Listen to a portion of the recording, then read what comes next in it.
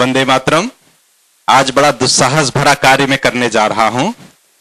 मैं आया हूं यहां सेवाश्रम श्री श्री राम जी भट्ट पूज्य काका जी का से संवाद कुछ करना चाह रहा हूं। मेरी बड़ी इच्छा थी बहुत दिनों से कि हमारे भारतीय समाज के बारे में, इस प्रकल्प के बारे में थोड़ा विस्तार से जाना जाए और उन्हीं के श्रीमुख से जाना जाए जिन्होंने पहला पत्थर नींव का यहां डाला था। तो हम शुरुआत करते हैं। काका जी वंदे मातरम। वंदे मातरम आलोक जी। जिस नींव के पत्थर की बात तुमने कही है वो नींव का पत्थर तुम ही हो। जी, ये मेरा परम सौभाग्य है कि मेरा बचपन आपकी गोदी में बीता। मैं बड़ा हुआ, आपके विचारों से बहुत प्रभावित हुआ। जिंदगी में आज 42 साल मेरी उम्र हुई है। मैंने जिंदगी में कभी पीछे मुड़ के ईश्वर की कृपा से नहीं देखा। सफलता के एक एक सीढ़ी में चढ़ता गया, जिसमें आपका और आपके विचारों का, आपकी ऊर्जा का बहुत बहुत बहुत महत्वपूर्ण स्थान है। तो मैं काका जी चाहूंगा कि शुरुआत से आपके जीवन से जो जो महत्वपूर्ण बातें हुई हैं वो आप हमारे साथ शेयर करिए, हमारे साथ हमें बताइए। जीवन की महत्वपूर्ण बातें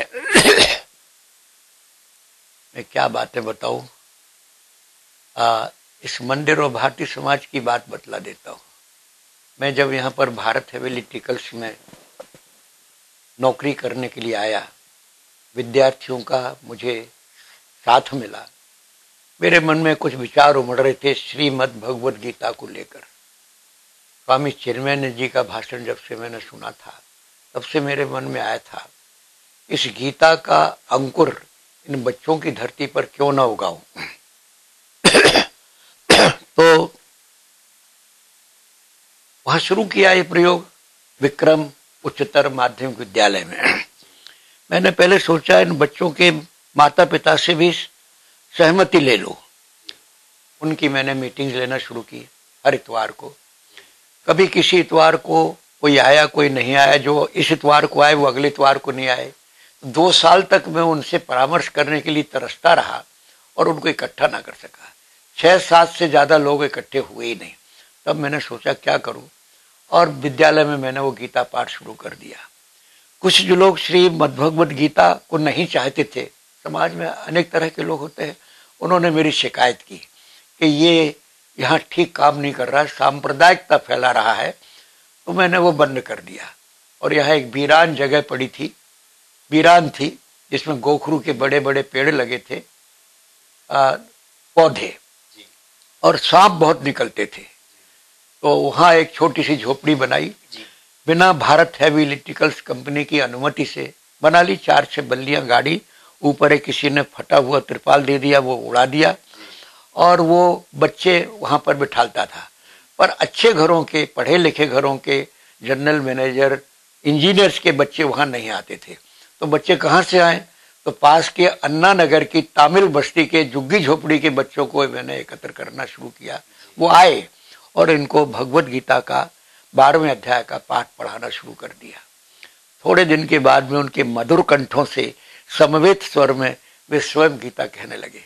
और जब उनका स्वर मिठास भरा निकलता था तो आसपास के इंजीनियर्स बड़े लोगों को भी, जिनको गीता से प्रेम था, वे भी आने लगे।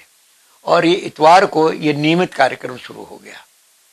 तो जब बड़े लोग वहां आए, जिनको मैंने 2 साल एकत्र करने की कोशिश की थी और नहीं हुए थे, इस गीता के माध्यम से एक 7-8 लोग आना शुरू हो गए। तो उनके मन में विचार आया कि यहाँ पर मंदिर क्यों ना बने। तो सबकी सहमति से एक छोटा सा संविधान बनाया। उस संविधान को एनजीओ के रूप में रजिस्ट्रार पंजीयक संस्थाओं से उसको पंजीयत कराया। भारतीय समाज उसका नाम रखा, भारती, माँ सरस्वती का नाम भारती। और भारतीय समाज एनजीओ के माध्यम से कार्य शुरू हुआ। यहाँ पर उस समय संवित सरकार थी। संवित सरकार की प्रमुख मुख्यमंत्री से भी ऊपर जिन्होंने मुख्यमंत्री की नियुक्ति की थी, वो ग्वालियर की महारानी राजमाता सिंधिया यहाँ थी उन दिनों में। मैं स्वयं उनसे जाके मिला। मेरे जैसे साधारण नागरिक से मिलकर पता नहीं उनको कैसा लगा होगा, मैं नहीं जानता, पर मैंने उनसे कहा कि मैंने यहाँ पर स्कूल में गीता पाठ शुरू किया है और अब एक छोटी सी संस्था बन गई है BHEL ने उसको जमीन दे दी है मंदिर बनाने के लिए, आप चल के भूमि पूजन कर दीजिए। उन्होंने बड़ा सहर्ष स्वीकार किया और भूमि पूजन के लिए वो आई 21 मई 1968 को। तो बड़ा उत्साह था यहाँ के जनमानस में, बहुत लोग उमड़ कर आए थे उस कार्यक्रम में। राजमाता जी ने जब उत्साह देखा लोगों का, उन्होंने घोषणा कर दी कि जब आपका मंदिर बन जाएगा तो मूर्तियों की स्थापना मैं करूंगी।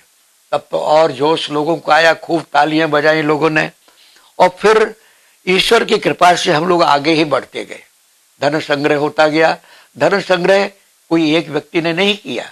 मेरे पास गीता में जो बच्चे आते थे वो लोग धन संग्रह करने जाते थे गुरु की परंपराओं के अनुसार। गुरु तो अपने जंगल में रहता था कुटिया में, उसके जो शिष्य थे वो भिक्षावृत्ति करने जाते थे। और वो मेरे छोटे छोटे बालक उन घरों से जो सुपात्र थे, जिनसे हमने पहले आश्वासन ले लिए थे कि हम इतने 1000 रुपया देंगे, इतने 100 रुपया देंगे, हमें आश्वासन मिले थे 51 रुपए से 2000 3000 तक के। और उनको महीनों में इंस्टॉलमेंट्स में हम उनसे लेते थे। और बच्चे हमारे वो डोनर कार्ड बना दिए थे, उनको लेके जाते थे। वे दानी लोग दान देते थे और बच्चे लाते थे और गीता के सत्संग में जब वो इतवार को आते थे उस धन को जमा कर देते। इस तरह 3000 रुपया महीना हमें प्राप्त होने लगा। मंदिर बनने लगा और ईश्वर कृपा से बढ़ता ही गया वो। आज वो मंदिर यहाँ का एक प्रमुख मंदिरों में से माना जाता है। उसमें भगवान श्री राम चतुष्टय का श्री विग्रह विराजमान है, माँ दुर्गा विराजमान है, शिव शंकर भोले वो विराजमान है, शिवलिंग है, हनुमान जी है और धनुर्धर चक्र सुदर्शनधारी श्री कृष्ण की प्रतिमा भी है। ये भव्य प्रतिमा आने के बाद में तो भक्तों का यहाँ तांता लग गया और हमने सबने विचार किया कि अब हम दान संग्रह करने नहीं जाएंगे। जो यहाँ लोग चढ़ाएंगे श्रद्धा पूर्वक भेंट, उसी से मंदिर बनेगा। और उससे मंदिर बनता गया। उसके बाद हम कभी धन संग्रह करने नहीं गए। उन बच्चों ने भी धन संग्रह बंद कर दिया। और पर वो हर इतवार को आज भी आते हैं, उस गीता का पाठ करते हैं 12वें अध्याय का। कौन ऐसे विशेष लोगों का आप उल्लेख यहाँ पे करना चाहेंगे जिन्होंने विशेष योगदान दिया है हमारे भारतीय समाज को बनाने में और उसको आगे बढ़ाने में? अनेक लोगों ने दिया है। हनुमान जी जैसे लोगों ने पर्वत गिराए हैं, तो गिलहरी ने अपने शरीर को भिगोकर रेत कण भी यहाँ गिराए हैं। उनका क्या उल्लेख करूं। बहुत लोगों ने दिया, बहुत लोगों ने। माधवराव सिंधिया स्वयं पधारे यहाँ भगवान श्री राम की स्थापना करने के लिए। उनकी माता ने प्रतिमाएं दी, हम जयपुर से प्रतिमाएं लाए। महाराज माधवराव सिंधिया और उनकी पत्नी माधवी राजे सिंधिया स्वयं स्थापना करने के लिए आई। भारत हेवी इलेक्ट्रिकल्स के चेयरमैन रहे और विनोबा भावे के शिष्य जो स्वयं वनवासी हैं SN सुब्बा राव, उन्होंने यहाँ अध्यक्षता की उस समारोह की।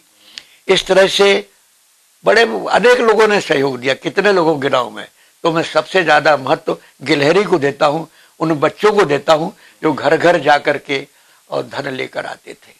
वो बच्चे सब बड़े हो गए।